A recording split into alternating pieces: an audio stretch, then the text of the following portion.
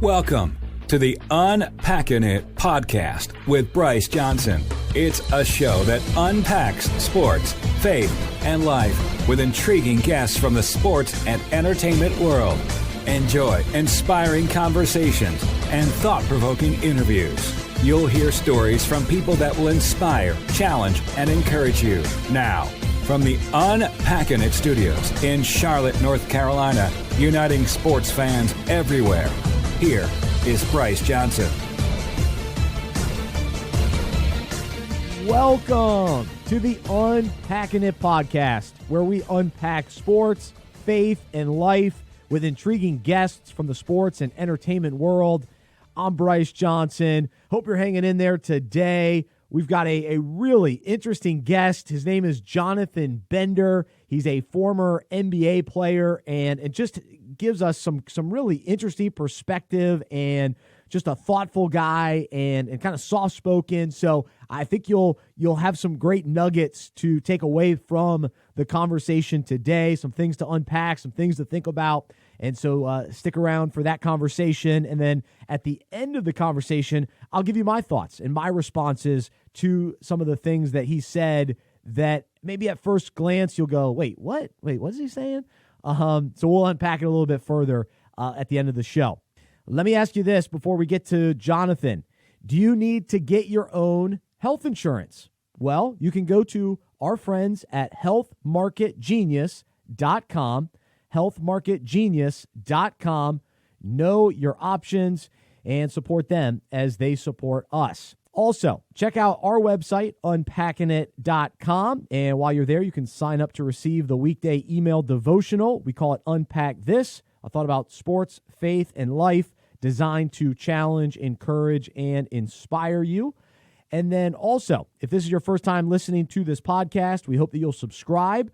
And all of our listeners, we encourage you to share the show and share the podcast and everything we're doing here at Unpacking It with your friends and social network. And so you can always rate, review, and share. All right, today's guest is Jonathan Bender. He was drafted 5th overall in 1999 by the Toronto Raptors and then traded shortly after to the Indiana Pacers, where he played until 2006. Knee injuries limited his career, but he came back during the 2009-2010 season for a short stint with the New York Knicks before choosing to retire. And so he ended up inventing a device that helped him with his knees, and he is now an entrepreneur and the founder of JB3 Innovations. So we'll ask him all about that. He's also the author of the book, The Courtside CEO, Strategies to Leverage Your Talent and Pursue Your Passion. He also still holds the record for the most points scored in the McDonald's All-American game with 31. And so he actually beat out Michael Jordan for that record. So even though his career was cut short, his perspective on it all will be inspiring. So let's jump right in. Here is Jonathan Bender. Intriguing guests and inspiring conversations. This is Unpacking It with Bryce Johnson.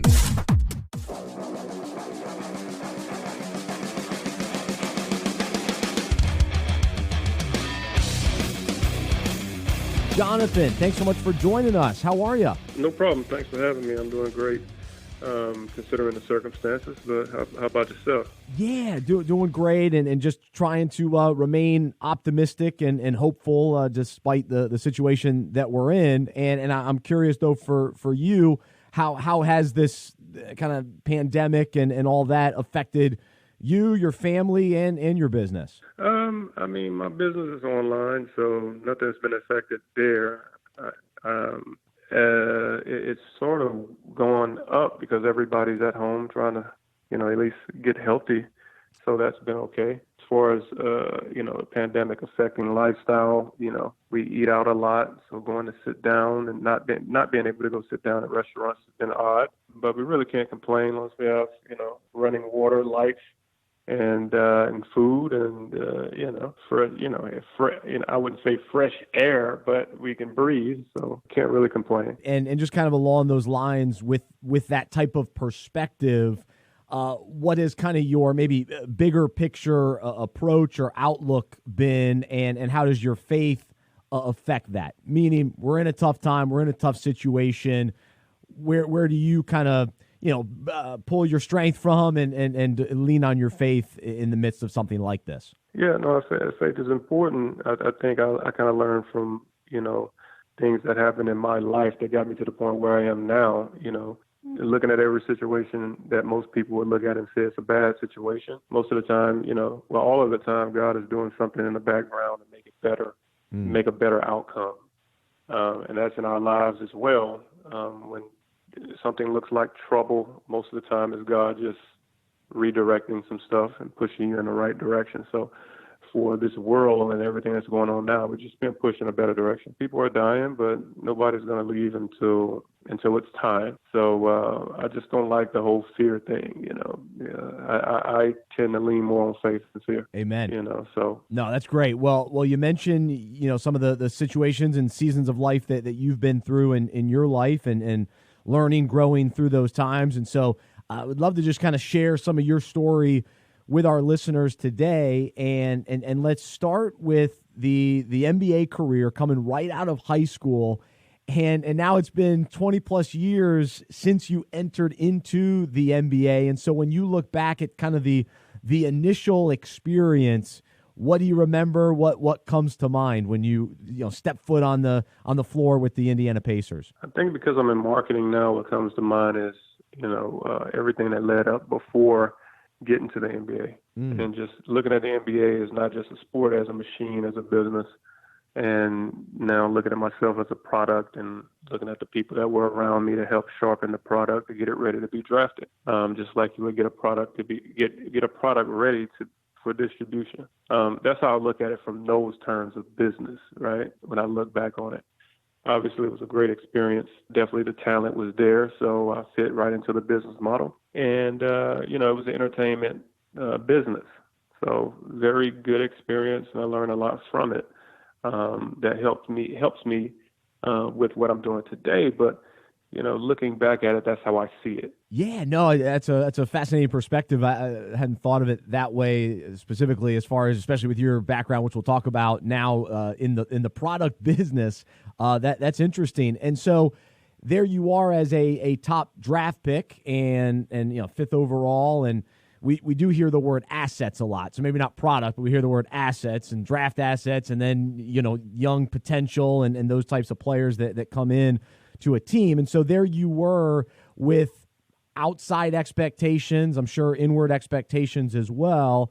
What was that like, just dealing with the expectations that people were placing on you? I didn't really feel any expectations. I think I come from more of a carefree sort of attitude. I work hard at what I'm doing, and then, what happens, it happens. As long as I can know that I gave the best effort that I could, I can't really dictate the results. You could just work hard and whatever comes out of that extreme hard work, that's what you have at the end of the day. I don't feel any pressure from anybody else. And, there wouldn't, I didn't feel it, to tell you the truth. Yeah. Whatever happens. That was my mind frame.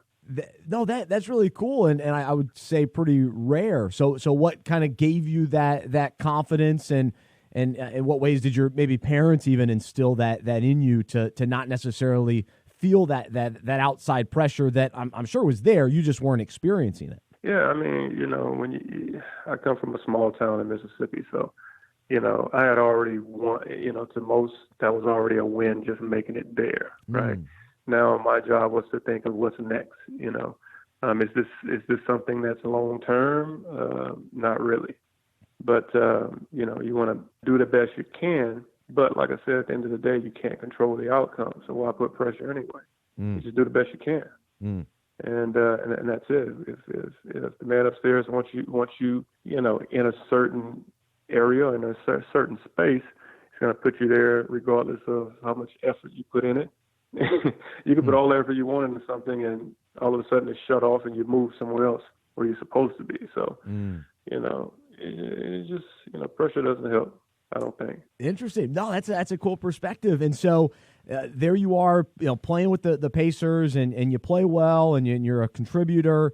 but then the knee injuries start to pile up, and the chronic pain that you experience. And it's interesting just hearing you say too, that, God can then move you in another direction. So as you're facing the knee injuries, what is the mindset like while you're, on the bench and not playing? What are you thinking about? And at what point do you start, really planning for your future and maybe even recognizing that, okay, I might not have as long of an NBA career as maybe I thought initially? Well, I try to look down the road. So initially I'm looking at the whole model of basketball and entertainment and seeing where I fit and starting to notice that, what I provide has a very short shelf life. And you're not going to be able to do it for a long time. So it's not, and the questions start ringing in as far as, do you spend the next 10 years building something that can last, or do you stay here and try to maximize this and knowing that it'll potentially be shut down at some point and then you have to start over? So that's where my mindset was, of just doing research on the team's ownership, what was their core business, and understanding that, what I really wanted. I don't think a lot of people ask themselves that question. But that was the first time I really explored what I really wanted and, tried to start mapping out a plan to start working towards it. And so, all right, so then we'll talk about the business and the product that you ultimately created, but take me into kind of where you were at in your faith journey during this time as well. Dealing with the injuries, playing in the NBA, what was God doing in your life at that time? That was, I didn't really understand because I couldn't get comfortable.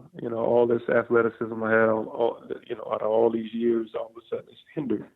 And you back and forth in rehab. But during that time, I think he was just putting me in a position to think, to actually sit down and think, and research and just put yourself outside the situation that you're in and look back and just analyze everything. That's where I was. Doors were closing and other ones were opening, and I was just, it was like an easy move out of the NBA. The same way I went in, it was sort of like overnight. I was moved out sort of overnight. When I look back on it, I can see him kind of moving me in different positions, and that forced me to learn different things to help where I'm headed today. So.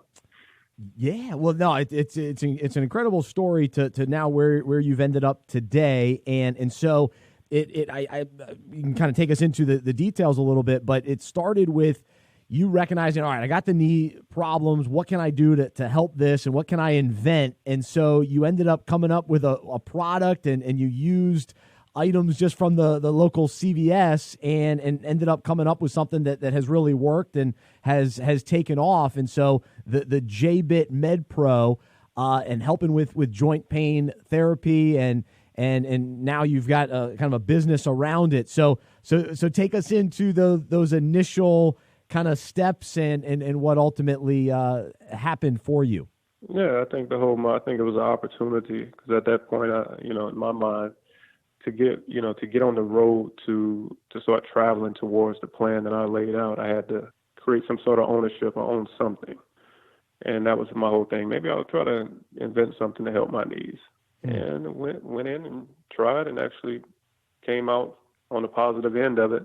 I think it's more about, you can always do something to help yourself, but, once I started affecting others and seeing, how big of a deal it was to help, for people to be able to get out of pain and just little things, very small things like certain stretches that most of the public just didn't know of. They would go to the doctor when it would be a simple stretch that they could do to relieve some pressure in certain areas. So, that kind of opened my eyes to everything. And the device, it's cool. It's still good. We help a lot of people with it, but I think the education overall of joint pain and just healthy living is where I was ushered into. And that's where I am today. Yeah, well, no, that's awesome. So tell us kind of all that you are involved with and all that your company does and some of the specific ways that people can, get some of this help and start, dealing with some of the major pain and injuries that so many of us have. Yeah, so we're in the middle of launching a new brand called Solo Prehab, and soon you'll be able to go there through social media channels or whatnot, or just Google me and you can find it. But that's going to be all of my existing products and educational materials under one roof. And that's more for the person who wants to, who has knee pain, back pain, hip pain, or just overweight, or just trying to get healthy. It kind of provides educational tools to help them do it on their own without going to some expensive doctor when you don't need to. Now, I'm not saying you don't need to go there with certain situations, but for the most part, a lot of the stuff you can kind of, do yourself. And certain movements, certain stretches, and certain exercises, and just a mindset of getting into a consistent rhythm of working out. That mindset, that's sort of the education that we're kind of putting out there. Gosh, that's great. I love it. And so as an entrepreneur, what are some of the skills that you've learned, and maybe some of the challenges that you've gone through that you've now learned just as kind of the guy that started something and now is responsible for leading it and continuing to move it forward? What are some of the things that you really cling to that you've learned and want to continue to implement as you lead? I think one of the biggest things people got to understand is you got to give yourself 10 years. Wow. Through all the books that I read leaving the NBA, it was like most people who were highly successful, it took them a while. And, if you're going to get into something, you can't disrespect it. You got to give it time. And so it's going to take 10 years. It just is what it is. I think I was stubborn for a long time as far as not wanting to ask for help from the right people. It's easy to ask for help or try to get some help from someone who hasn't done it or don't really know and they're trying to. But to get comfortable with being uncomfortable or get around people that make you uncomfortable because they'll push you to where you need to be, and they know what you don't know. I think that was one of the big things for me, is just getting with a mentor or the right person who's already there where you're trying to go. Just make things a lot easier. Takes a lot of guesswork out. That's one of the biggest things I would say for me, and the fact that if you really have faith, nothing. There's no bad things, no bad days, no bad circumstances. There's only things that are moving you towards where you need to be eventually. So. I love that. That's great. So I want to hear a little bit more about that faith perspective. But when you mentioned mentoring, I'm a big believer in mentoring, and I think it's important in whether it's business and then your spiritual life, and then even as a dad, as a husband, having guys that really can pour into you. So practically, what has mentoring looked like to you? And you kind of mentioned that being comfortable with being uncomfortable. So what does that mean exactly in the scope of mentoring? I would say, mentors are not just gonna, it's like an exchange. If you want to be mentored, you have to prove to that mentor that you really want it. And I think that's one of the biggest things. People say they want a mentor, but you have to participate, and you have to you have to let that person know that you're really, really hungry for whatever it is that you're trying to do. And that mentor will gladly give back, because that's one of the biggest things they like to do, right, is take everything they learn and pour it into a protege, right? So I think one of the biggest things that I learned is, when I got my mentor, is showing him that, look, by any means I will, I'm going to make this happen. And you gotta be able to pour that drive on that person to where they really want to help you, right? And once you have that relationship, you cherish it, and you do everything that person, kind of explains and puts in front of you. You make sure you get those tasks done. That's one of the biggest things. I say being uncomfortable is just, doesn't matter if they're younger than you or older than you, just knowing and understanding that they have what you want, and being able to put that ego to the side and just listen and implement. That's a big key in mentorship that I've learned, right? Yeah, that's excellent. I've got a couple mentors myself, and it's just so valuable and important. But yeah, you're right. Yeah, those mentors help, don't they? Oh, big time, big time. And you're right. They push me in ways that you don't initially like being pushed, and you're like, wait, is that really true about me? but they see something Right. and they see what you can become too, which is huge, and that's what you want. Yeah, or they won't waste their time, right? That's right.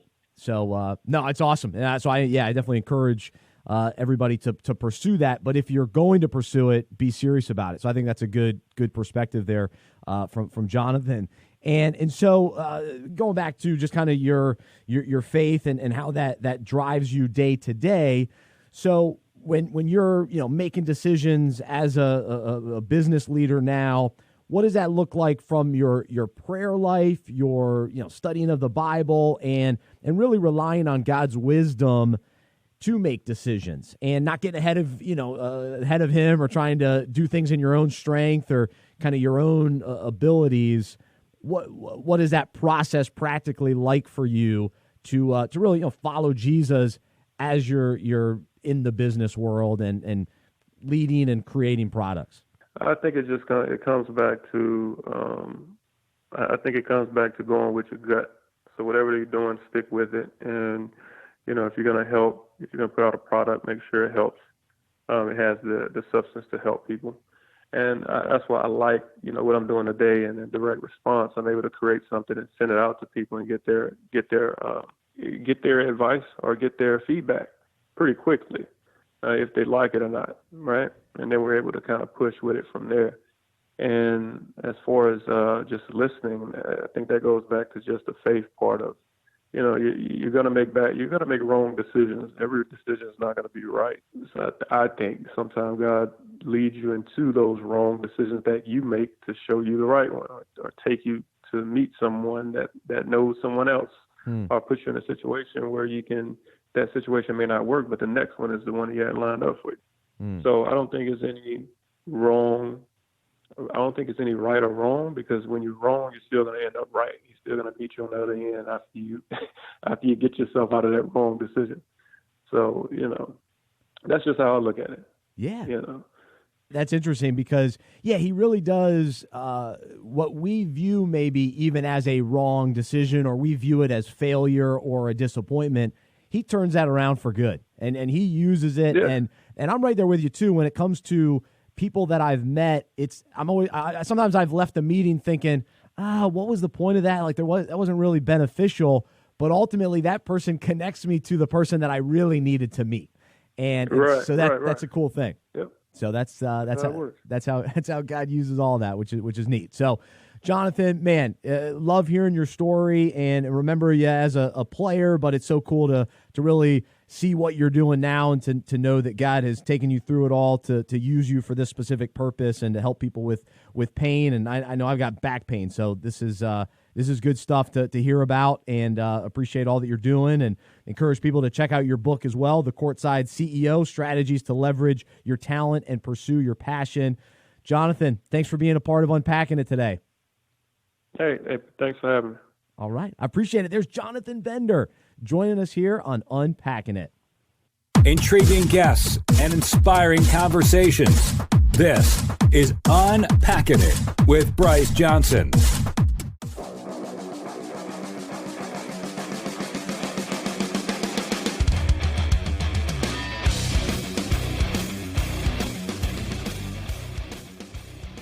What an interesting conversation. That was fascinating to hear a lot of what Jonathan had to say, and so he gave us plenty to unpack here as we kind of reflect on that conversation, and multiple things come to mind in just what he said and how it got me thinking. First off, his perspective on pressure was really interesting, because when I think of top draft picks coming into whatever sport it may be, pressure that they have on themselves is huge. And most of the time that's pressure from the media, from the organization. They're giving an 18-year-old millions of dollars, and they expect him to deliver on that investment. And then you talk about the pressure of fans. The fans think, my favorite team is investing all this money, a top pick, on you. And to hear Jonathan just have this approach of relaxed peace, just kind of casual in some ways, was really interesting to hear. And really, when it comes to all of us, we all experience pressure. And there's some level of pressure that is attempting to derail us, bring us down, distract us.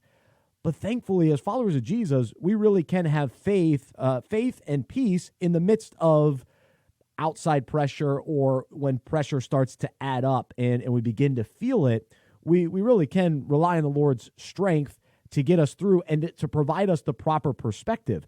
And so I appreciate what Jonathan was saying, and I think we really can trust the Lord and trust Him kind of with the outcome, the results, and do what we can control and have the right attitude and work hard and live up to some of the expectations in that, like for Jonathan Bender or any athlete, they're expected to come to practice, to stay healthy the best they can, eat well and exercise and all those kind of things.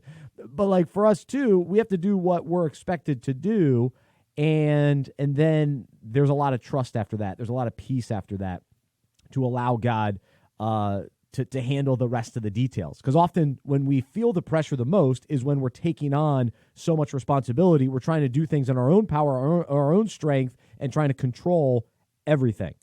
And we're allowing other people's voices to influence us too much. And when the pressure really takes off is when we allow those voices to become more important to us than the voice of the Lord, who is saying, I am peace, I am joy, your burden is light, I'll get you through, I'll never leave you, I'll never forsake you. So those are the thoughts, and that's the voice that we have to cling to. So I thought that was a really interesting perspective. And then also when he was describing the time that he was injured. So his career was marked by injuries, and to be that athletic, that skilled, that he was in the dunk contest early on, to come right out of high school and to play pretty well early in his career even, to then find yourself on the bench injured. He said, hey, it was a time to think, it was a time to analyze and recognize which doors were closing and which ones were opening. And we all face certain times where we feel like we've been benched. We're and really right now for a lot of us working at home, many people have lost jobs. Jobs are lessened in the moment. We feel kind of out of the game a little bit. But it really is in those times that we can think, we can analyze, and really trust God to show us which doors He's closing, what He's trying to teach us, what He's trying to reveal to us, and then wait for Him to open up the next door and then walk through with confidence. And so to hear Jonathan's confidence in what he's doing now in kind of the medical health field and product field is just so interesting that he's really passionate about it and has walked away from the NBA right into this. And I didn't get a chance to ask him this either, but he went back to the Knicks temporarily after being out of the league for a while, went back and then was done. They were going to bring him back, and he didn't want to and moved on and has focused on his business career, which is really interesting. The other thing he said was how you got to give yourself 10 years. And that was really encouraging to me personally. So we've been doing this ministry. We're now this is our 7th year doing the ministry here at Unpacking It. And there are many things that I wish we were doing better. I wish we were doing differently. I wish we had more resources. I wish we had more staff members, more opportunities, all those kind of things. But we have to be patient. And we've learned and grown and tried different things. And the other part he talked about failure, which I'll talk about too. So we've experienced all that. And so, yeah, we got to continue to give ourselves time and say, all right, man, God's done incredible work in this ministry through these first 6+ years, that we can continue to trust Him and let's give ourselves more time, because we want to be around forever. And as long as the Lord wants the ministry to be around, as long as I'm called to lead the ministry, I'll continue to do it. But we want to build a solid foundation so that we're around a long time, not just boom, take off and then done in a year. And so I think Jonathan describing that in business, some of the great businesses, they do take a while to establish. Now, some burst onto the scene, but again, a lot of those burst onto the scene and then they fizzle out just as fast as they arrived. think about how many websites and apps that have come on the scene that way. So, and then he mentioned, this idea of failure, and how he even said something along the lines where there are no wrong decisions. It's just wrong decisions that end up leading to right decisions. And I think that's a little tricky, and there's a lot of layers to that. And I don't fully understand how maybe God does all that. I wouldn't necessarily say that God leads us into making mistakes or making the wrong decisions. I believe he leads us and guides us and wants us to be wise and make wise decisions. And he's definitely never going to lead us into sin. But I do think there are times where we need to experience a little failure. We need to experience, specifically from a business perspective, I guess, because I've experienced this too, where I needed to realize, oh, that's not what God wanted me to do. But until I did it and failed or kind of saw why it didn't work, then I was finally able to move on. And then God was like, all right, you ready? You good? Okay, now let's go. Now let's do this. And so I can relate to that. I definitely understand that aspect of it. And where God can, again, turn those failures, those wrong decisions, ultimately into the right decisions. And what felt like maybe a waste of time or a meeting that wasn't fruitful in the moment, years later turns out to be very significant. And the door that opened up eventually, because of that initial connection, because of that idea that was kind of planted in our mind 5 years ago, finally comes to fruition all these years later. And that's definitely been the case for me. I mean, early on when I was thinking about unpacking it, things like the fantasy football ministry, sports trivia, like I wanted that to be a part of the ministry, but it took a little while for that to really get flushed out and for us to pull the trigger and to really do it. And so now this month in April, we've been doing these trivia nights, and it's been awesome. But that was an idea a while ago. I never really pictured it as virtual. And then all this happens with the virus. And so we've been doing trivia night virtually, and it's been awesome. And guys love it and working really well. And so even the things that maybe you thought, oh, it's going to go this way, it takes a different course, but ends up working out. So I appreciate Jonathan's mentality to just roll with the punches. And it reminded me of something that my grandma always said, which was, what will be, will be. And it's just kind of a freeing statement. And it doesn't mean that we don't work hard and we don't take action. We always take action. But God is going to do what God is going to do, and he is in control, and he has the last word. And if he wants us to get somewhere or to go a certain direction, he's gonna move things and move us and create circumstances for us to understand what his will is and what his purposes are, because he's going to accomplish those purposes. He's all powerful and sovereign and good and faithful, and so we have to cling to that. But when we really rest in him and rest in his goodness and power, there is a freedom, there is a peace, and we just trust him with the details. And again, we have to take responsibility, and we have to make wise decisions and seek him and seek his direction. But he is going to do what needs to be done ultimately, and the things that are out of our control, he's capable, and he'll do what's necessary. So I love that. And let's see, anything else that he said? A couple other notes. The conversation on mentors. Love mentors. They've been so key in my life, and I probably don't do enough mentoring myself. So that's something that I would like to do more. I did kind of early on out of college, actually while I was in college, after college, some of the younger guys, but I've gotten out of that rhythm a little bit. But I've had mentors mentoring me, which I'm very thankful for. And once you experience that, you recognize, all right, I got to give back and then mentor the next generation. And so I think that's so crucial. So you'll hear me talk about mentoring a lot with Unpacking It, whether it's the devotionals or this podcast, because I'm just such a believer in it. And really, it's discipleship. The Bible's, that's what it's about. Us walking alongside, encouraging people in the faith, and showing them what it looks like to follow Jesus. That's absolutely our call once we become a disciple, to then disciple others. and as we follow Jesus, help them follow Jesus. And that model is what grows the Christian faith, and we add more disciples along the way. So let's see. So just that other idea of Jonathan saying there were no bad things. It's just moving you forward. Now, I think in life there are just things that are bad. There's things that are sinful. There are things that are just horrible. But even in those circumstances, God can use them for good. I really believe in Romans 8:28, another verse that I'll talk a lot about over the years. I read a book called The Promise, and so I always go back to that, where God works all things together for good for those who love him and are called according to his purpose.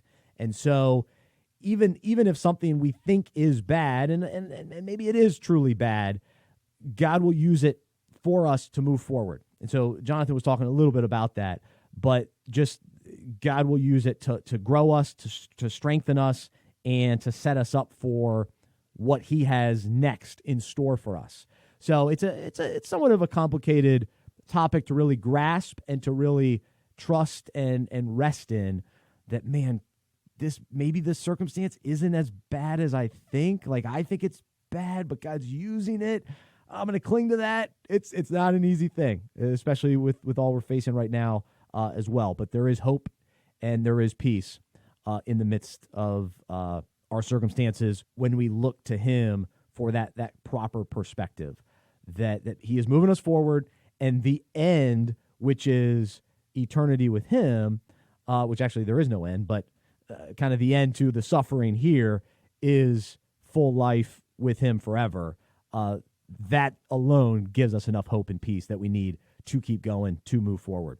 So those are my thoughts on today's conversation. Would love to know your perspective. What is your response to some of the topics that came up? I would love to hear from you. Bryce@unpackingit.com is the email. And if you have my phone number, you can text me. But email's great. Bryce@unpackingit.com. So he's Jonathan Bender. I'm Bryce Johnson. I'm a sports fan who follows Jesus. I believe in the good news that he died on the cross for my sin. He was resurrected, and through faith, I have been saved by his grace. I hope that is true for you as well, and I hope you'll join me as we live life as sports fans who follow Jesus together. Have a great rest of your day, and we'll talk to you next time right here on the Unpacking It podcast. For more information about the show, our events, and other resources, visit unpackingit.com. That's unpackingit.com. We hope you are encouraged, inspired, and challenged by what you heard today. To support our show and Unpacking It Ministries with a financial gift, visit unpackingit.com/donate. We look forward to unpacking sports, faith, and life with you again next week.